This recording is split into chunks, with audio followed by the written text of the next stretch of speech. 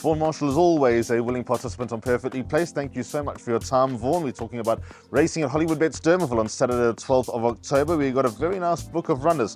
Kick off with number 4 Western World in race number 1. How's he doing? Looks like he's got the form lines to be very dangerous in a hot maiden. Yeah, Ali, I was very, very disappointed in his last run.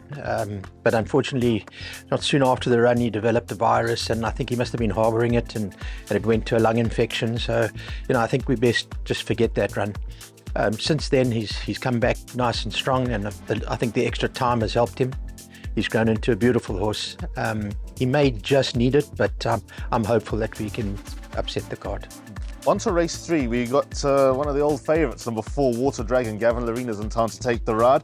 You found the right field here?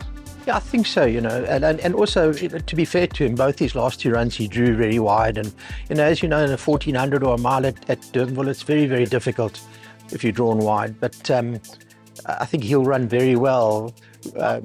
His work has been good, and hopefully we can pull it off. Then on to race number 5, number 7 Cosmic Rhythm. Was shown a bit of life last time out when staying on strongly. Can he confirm that? Yeah, I think he will. His work and everything about him has come on really well since that run. His coat's come good, and I think, as you say, he ran on very, very strongly from a long way back. So the extra couple of 100 metres, I think, will suit him, and I expect a big run from him. Then the 6th race, you've got number 8 Princess of Bayou. Hollywood Bets Dermaville 1800 Aussie Noge. This is pretty much in her wheelhouse, isn't it? Yeah, it is. I thought it was a terrific win last time out, and even a better ride. Aussie really excelled himself, and she's doing well, and she might be a surprise package in the future because she stays well, so hopefully she can do it again. Then on to the 7th race, you've got one of the old stalwarts of the yard, number 4 Little Miss Pink under Oswald as well. She's not the easiest to ride by the looks of things, but on her day she can put it all together. How dangerous can she be? Yeah, Ellie, she's not the easiest to train either, I can assure you. And it just depends which one gets off the float. If it's the right one, then she'll have a big chance. Then on to the 8th race. This is obviously the race where a lot of people want your opinion. Let's kick off with One Stripe, the reigning 2-year-old champion of the Western Cape. First run back. This is obviously not his main target. It's going to be a build as we go through the season. How's he doing on a seasonal return? Yeah, correct. It's not his main thing, obviously, but he's done very well, and he galloped at Durbanville the other day, and he put up a very good gallop with a useful horse seeking the stars. So, all been well, and Gavin came down and rode him on Tuesday, and he was very happy with his work. So we're expecting a really good run from him. Then on to number 3, Talk to the Master, one of the most handsome horses I've seen, but typical master of my fate. Grant Van Niekerk takes the ride. Where's he at? Yeah, he's very well, this horse here. And you can forget his last run in the Langerman. Even though he ran 5th, I thought he was desperately unlucky. He came from a long, long way back to run 5th. I think he's coming on the right way, but it's also not his main mission. He'll run a good race. And All Up for 6 is one of those sort of under-the-radar 3-year-olds in your yard. Although he's rated 107, almost some of the others have taken the limelight. He's not all that bad either, is he? Yeah, don't discount this horse, Alistair.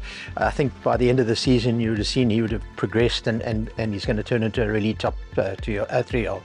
Then on to the 9th race, we got number 3 Mojo Man. Sean Veal takes the ride. He's also a good horse on his day, but the handicapper got stuck in some early doors. Looks like he's now at a workable mark.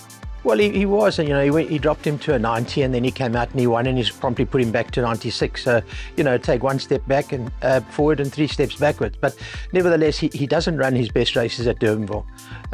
But we've got to get them running, and hopefully in a couple of weeks when we get back to Kenilworth, you'll see the best of him. Then 2 runners in the last, number 3 Seeking the Stars, the Iron Horse of the yard. Gavin Larina's on board. Obviously a long, long break. What are you expecting on his? Yeah, he's come back from an injury which he sustained in Durban, but he's been gelded since then. So it's not his mission. It's far too short for him. But he worked very well at Durban with One Stripe the other day. So I think he'll run a good race. But I think when you get to 1200 and 1400, then you'll see the proper one. And then number 5 RC Blasters is also just a restart for him.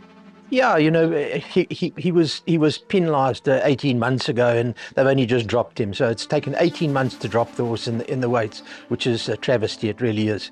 But he's a 1,000-metre horse and a 1,000-metre horse only. So the races are few and far between. I know it's a big step up for him here, but I think he's going to be competitive. Many thanks, Mr. Marshall. A pleasure, sir.